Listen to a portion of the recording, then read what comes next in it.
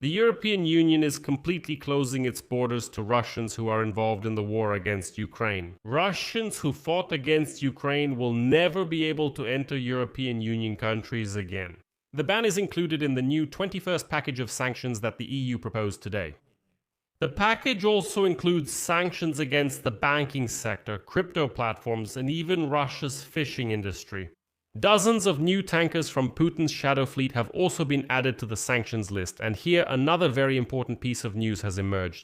The European Union is moving from monitoring to physically inspecting vessels of Russia's shadow fleet in the Mediterranean Sea. From now on, all EU countries are legally allowed to stop Russian vessels and inspect them. If sanctions are violated, they can simply be seized.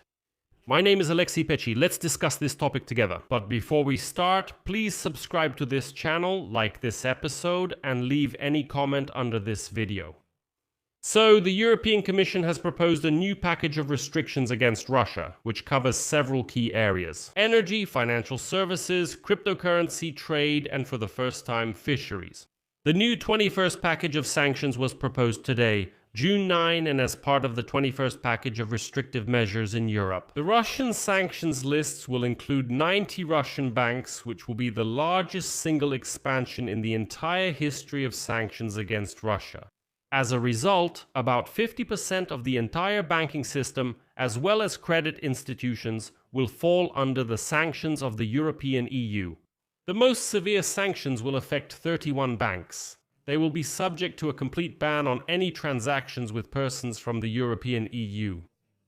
The European Commission head Ursula von der Leyen officially announced this. Another 20 banks, crypto firms, or platforms in third countries that have served sanctioned Russian organizations and individuals will be added to them.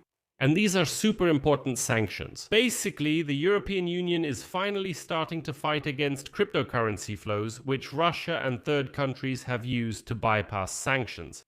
According to the 21st package of sanctions, now any crypto platform that is caught working with Russians will immediately face restrictions on operating in the European Union and with its partners. And officially it sounds like this: the European Union will for the first time introduce the possibility of a complete ban on providing services related to crypto assets in third countries. This will serve as a powerful deterrent for countries that host platforms helping Russia to circumvent our sanctions. And here comes the blow to cryptocurrency. It's super important. The thing is, Europeans have already tested this sanctions mechanism a bit because it really is complicated. If the banking system is clear, it's harder to address cryptocurrency. So, in the 20th package of sanctions, which was adopted in April, the European Union for the first time imposed sanctions against the digital ruble. Kyrgyz companies were used for operations with a sanctioned stablecoin, through which Russian companies conducted transactions totaling more than $100 billion.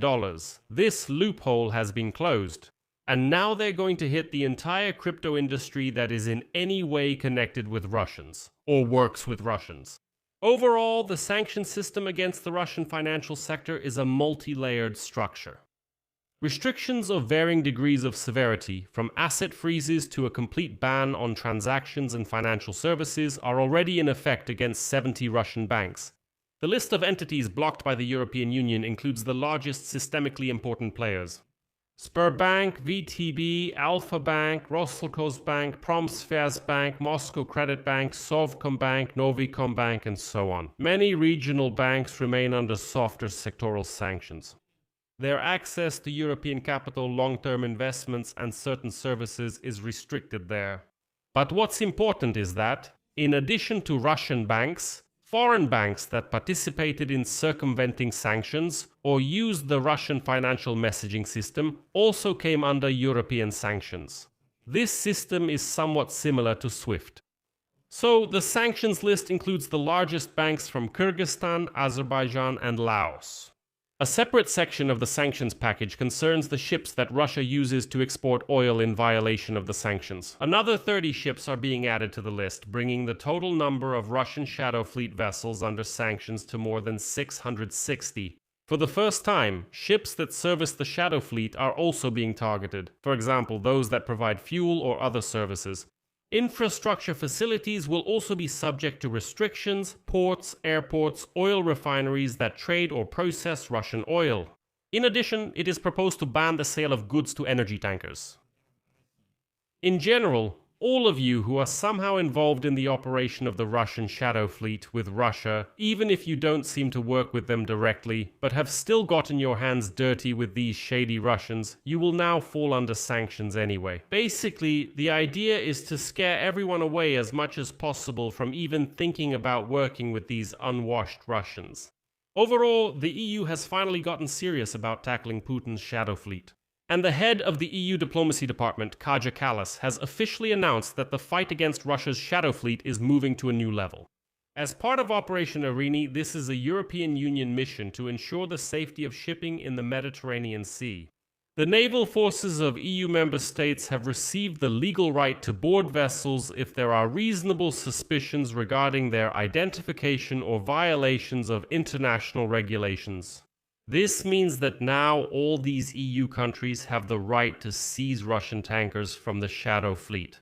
I should note here that Operation Irini was created in 2020 under a UN mandate, initially to monitor the arms embargo on Libya.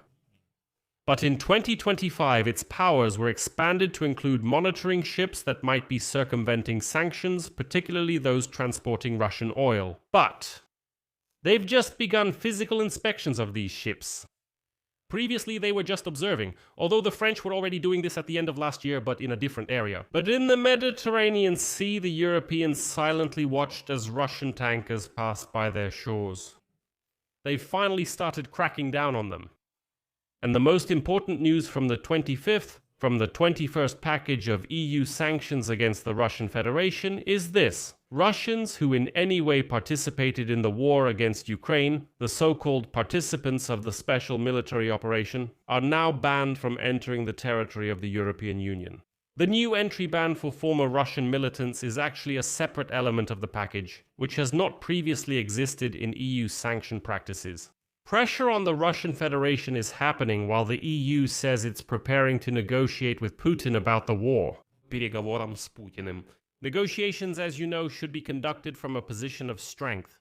In general, I'll leave it at that. Share your opinions and conclusions in the comments below this episode. Subscribe to the channel, hit the bell, and don't forget to like. If you want to support the work of this YouTube channel, you can do so financially with any donation using the links and details in the description of this video. That's all for now. Take care of yourselves. Goodbye, everyone.